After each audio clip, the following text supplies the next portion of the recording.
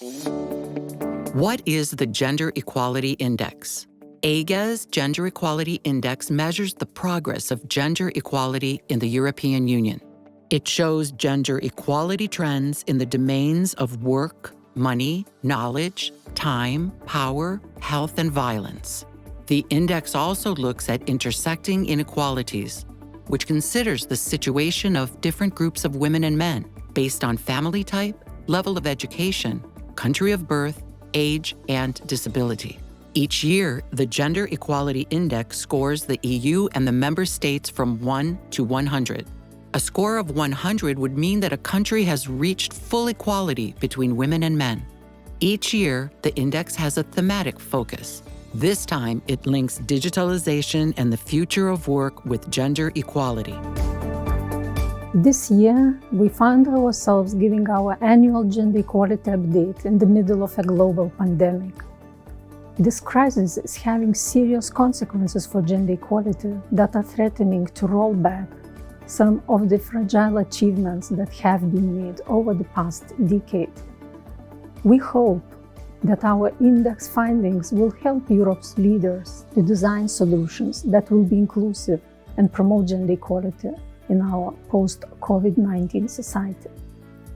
Now is the moment when we will reveal the updated index scores to see how the European Union and the member states are faring when it comes to gender equality. The EU score in the Gender Equality Index 2020 is 67.9 out of 100. At this rate, the European Union is still at least 60 years away from gender equality upgrade. The top performing country in the gender equality in the European Union is Sweden, followed closely by Denmark and France. Sweden and Denmark keep their top spots since 2013, when the first Gender Equality Index was released. Sweden is the best performing country in 5 out of 6 domains, in the domains of work, knowledge, time, power, and health. Denmark is among the top performers in the domains of work, knowledge, and time sharing between women and men. France showed an outstanding performance in the domain of power and also ranks highly in the domain of money. The countries most in need of improvement are Greece, Hungary, and Romania. Greece and Romania need more substantial progress in closing gender gaps in decision-making, time spent on caring and social activities, and education. Hungary has the lowest representation of women in the European Union in their highest decision-making bodies, and the situation has worsened since 2010. The countries that have improved the most since 2010 are Italy, Luxembourg, and Malta.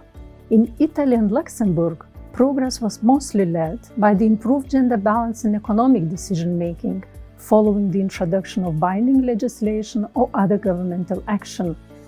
Malta considerably narrowed gender gaps in participation in employment, care activities, and decision-making on research funding.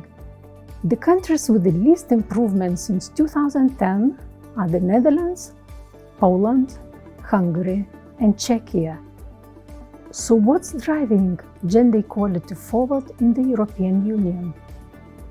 It's the domain of power, even though the EU's overall score is the lowest of all domains. The domain of power takes political, economic, and social decision-making into account. The domain of power increased by almost 12 points since 2010, and by 1.6 points since the last year's edition. The improvement in the domain of power is responsible for about 2/3 of the total improvement of the Gender Equality Index score since 2010. Without these gains in power, gender equality in the EU would barely be progressing. The countries with the biggest gender balance in the highest decision-making posts are Sweden, France, and Finland. France has improved the most in the EU. with a massive increase of 27.4 points since 2010, followed by Italy, Luxembourg, and Germany. Economic decision-making accounts for the biggest improvement across the EU, jumping 17.9 points since 2010. This was largely due to the increased presence of women on the largest quoted company boards. The application of quotas or other soft measures by some member states has helped to address the gender imbalance. France is the only country to have over 40% of women on company boards, and other 8 countries have almost reached at least 1/3 of women on company boards, most of them by taking target actions.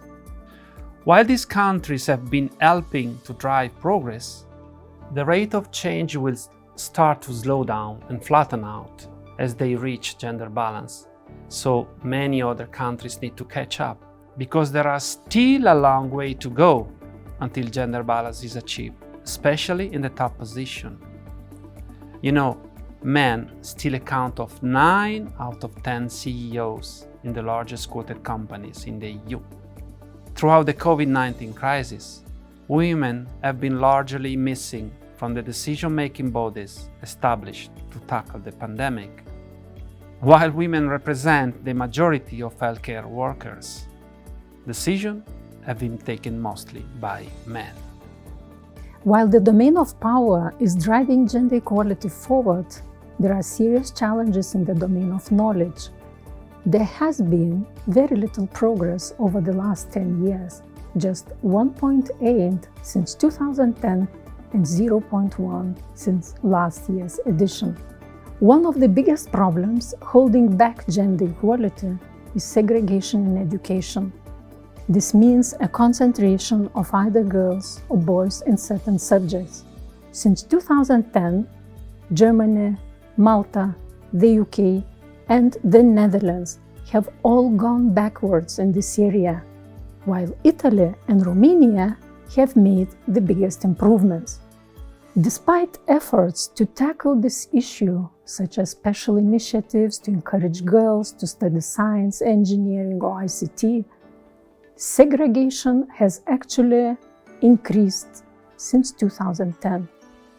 If you look at students studying ICT at university in the EU, 82% are men.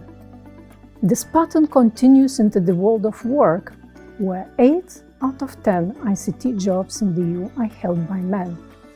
That's even more than in 2010.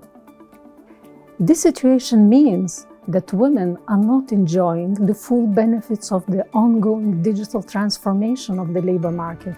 In fact, women are estimated to be at a slightly higher risk of being replaced in their jobs by robots compared to men. Jobs in the ICT sector are generally quite secure, well-paid, and offer flexible working conditions. While women are largely missing from these jobs, there is a big dependence on women in the care sector, whose jobs are characterized by low pay and irregular working hours. The COVID-19 pandemic emphasized these gender inequalities, especially segregation in the labor market. Across the European Union, women make up 93% of childcare workers and teachers' aides, 86% of personal care workers and health services, 95% of domestic cleaners and helpers. These professions are some of the most undervalued and underpaid jobs in the European Union. The domain of time in the Gender Equality Index shows us that women carry out the bulk of essential but unpaid care work in the home. With the COVID-19 pandemic, the lockdowns and closure of schools and workplaces put extra pressure on families, especially women and lone mothers, to combine childcare responsibilities and homeschooling while teleworking. On the positive side, fathers were spending more time at home looking after their children. Digital technologies can indeed help women and men to combine private life with paid work. However, telework arrangements are not a long-term solution to solve the shortage of adequate care services.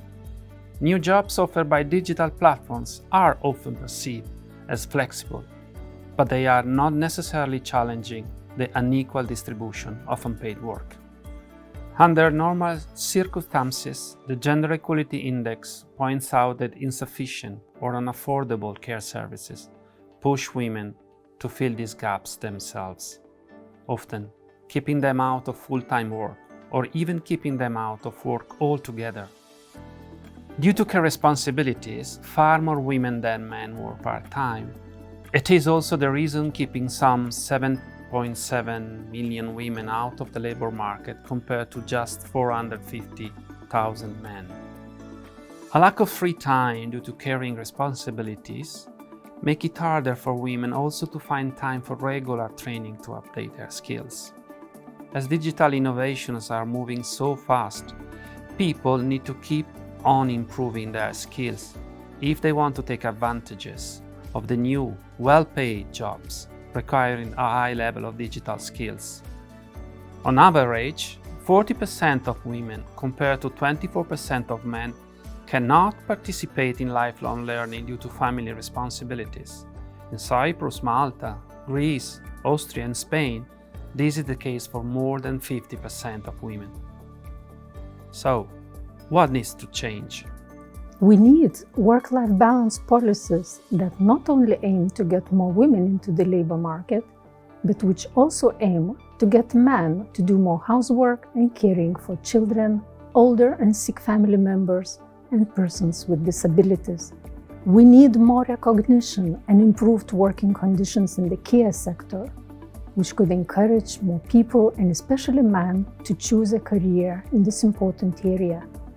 We need to challenge gender stereotypes early on in the school system to encourage young people to choose their subjects freely, regardless of gender. New opportunities in the labor market can benefit both women and men if more diverse career choices are offered to girls and boys, not just traditionally narrow career options. We need targeted measures to increase gender balance in decision-making. We need to ensure women are included in decision-making processes in all emergency responses and COVID-19 recovery plans, in consultation with women's civil society organizations. You can find all our index-related materials on EIGE website. Compare the results of each country, view the report, explore the data, or play our index game.